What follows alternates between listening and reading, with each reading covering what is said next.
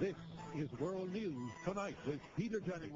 Peter Jennings was one of the most respected journalists in the world. Good evening, I'm Peter Jennings. And a fixture on American television for more than 40 years. Peter Jennings with the news. Born and raised in Canada, he joined ABC News in 1964, and the following year, Konrad Adenauer is dead. at age 26, he became the anchor of the ABC Evening News.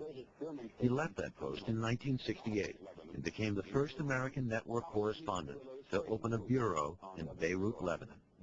This is Peter Jennings at Masna on the Lebanese-Syrian border. And he was the first to extensively cover the Arab world. In the Golan Heights, South Lebanon.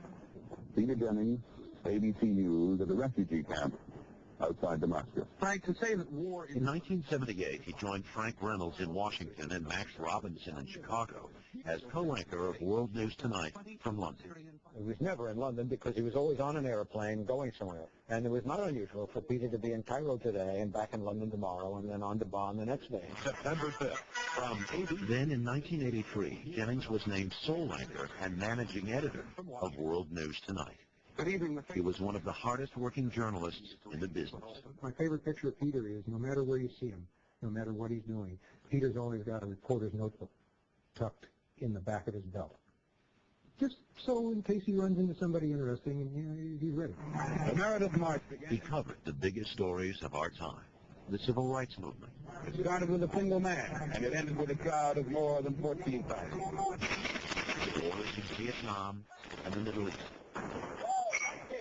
If I were to guess at the moment, the 1972 Summer Olympics, when Arab terrorists took Israeli athletes hostage, Israel and the Arab countries is like one of the evil pendulums of history, which just goes back and forth and back and forth. the fall of the Berlin Wall. Someone actually reached up and handed me a small piece of the wall. He anchored every major American election since 1984 Is there, in fact, and interviewed every major newsmaker along the way, from Anwar Sadat will you release the hostages and when? to the Ayatollah Khomeini to Saddam Hussein. A celebration of the millennium. On the eve of the millennium, Jennings anchored 25 consecutive hours of live television. He even changed into a tuxedo to see in the new year in Times Square. It is a tragedy. Another marathon on September 11th, when he anchored hour after hour of coverage of the terrorist attack.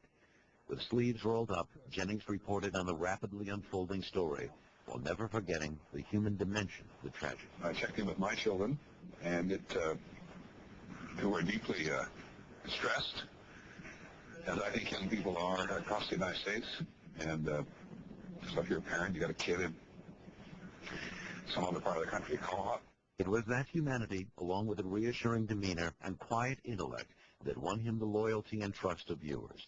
And it was his reporting skills that won him numerous Emmys, Peabodys, and DuPonts.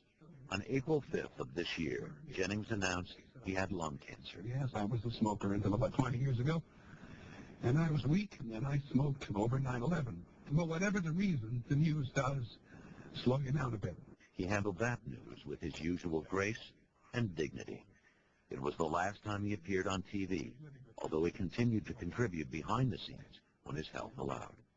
He leaves behind an enduring legacy, one of unending curiosity and the demand for perfection, accuracy, and fairness.